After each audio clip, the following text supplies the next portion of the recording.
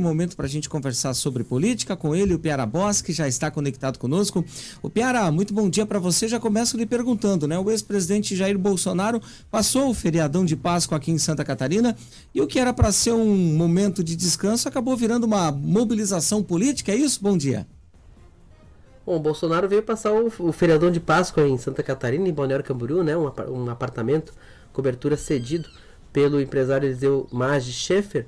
E inicialmente os planos não envolviam política, não envolviam nenhum comício, nada, mas de última hora ali, no sábado, o presidente mandou o senador Jorge Seife convocar os seus militantes, os bolsonaristas, para uma caminhada, e montaram um palanque improvisado ali na praia, ali junto à Avenida Atlântica, em Balneário Camboriú. Foi um evento rápido, né? Não conseguiu juntar muita gente, não teve aquela quantidade de gente que geralmente os bolsonaristas conseguem reunir em Santa Catarina, talvez até pelo improviso do momento. Mas Bolsonaro falou Jorge Seife, o Jorginho Melo estava lá com a camiseta com o rosto do Bolsonaro. Foi um leve evento político e o Bolsonaro clamando as pessoas para votarem em candidaturas de direita nas eleições municipais. A gente percebe que é importante para Bolsonaro que haja um avanço muito forte, muito significativo do PL dos municípios, como se isso mostrasse a sua força política nesse momento. E ele não evitou temas sobre o suposto golpe, sobre suposta tentativa de golpe, sobre 8 de janeiro. O próprio Seife, quando discursou, também não falou sobre o processo de cassação por abuso de poder econômico que está pautado no Tribunal Superior Eleitoral para quinta-feira. Eles passaram falando de política e do legado do Bolsonaro como presidente. O Jorginho falou do seu governo. Um pequeno comício, não pode chamar de comício porque não é campanha, mas foi um encontro pequeno para os padrões Bolsonaro, mas foi um esquenta para o que ele deve vir fazer aqui durante as eleições. E até porque existe aquela grande expectativa que ele passe, obviamente, aqui por Joinville, como a gente vem comentando nos últimos dias, informação até antecipada pelo próprio deputado estadual Maurício Peixe, né, que confirmou que sim, Bolsonaro deve vir a Joinville no mês de abril. Bom, Piara, ainda falando sobre a pesquisa, né, que a gente apresentou na última quinta-feira, com exclusividade aqui no Jornal da Manhã, a pesquisa do Instituto Mapa, e o que chamou a atenção foram as rejeições, né? E até a pesquisa mostra a própria dificuldade de aceitação do PT, porque o PT tem um quesito de rejeição que está lá em cima, 48%, mas por outro lado, os índices de Adriano têm 10% de rejeição e Sargento Lima tem 7%. Embora menores, mas tem um ponto de alerta nesse quesito aí, né?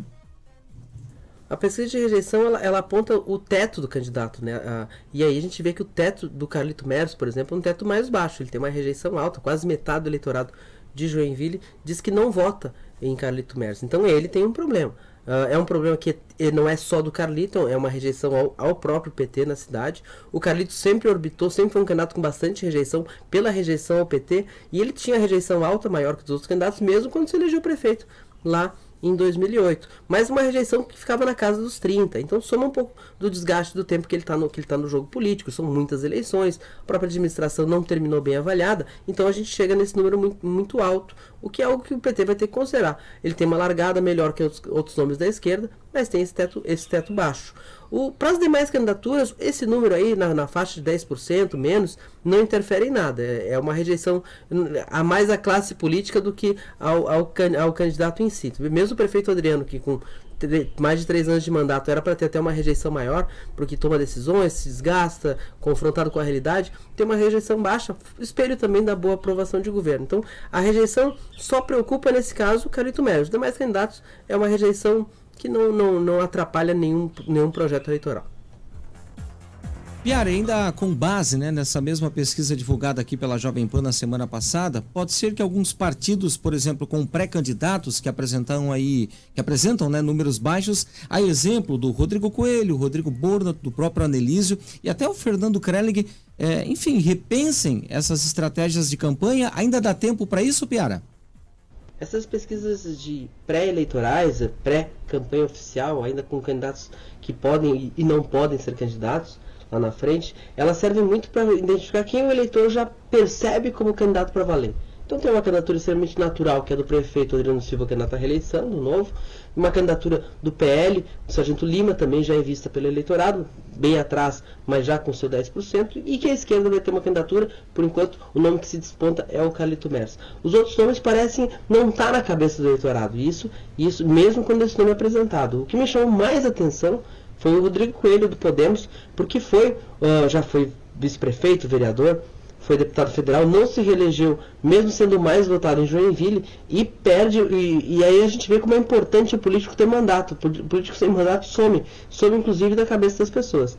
E aí, então está sendo colocado fora do jogo. A questão do Fernando Crelli me chama a atenção no sentido de que parece não haver espaço para uma candidatura de centro em Joinville hoje, que é hoje uma polarização entre direita e direita, centro-direita e direita, como fica ao gosto do freguês entre Adriano Silva e Sargento Lima.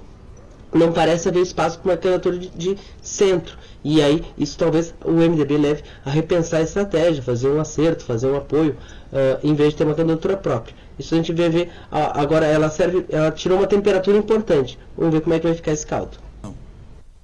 Tá bom, Piara. Obrigado pelas informações. Fica ligado aí, a gente conversa amanhã. Uma boa segunda-feira para você.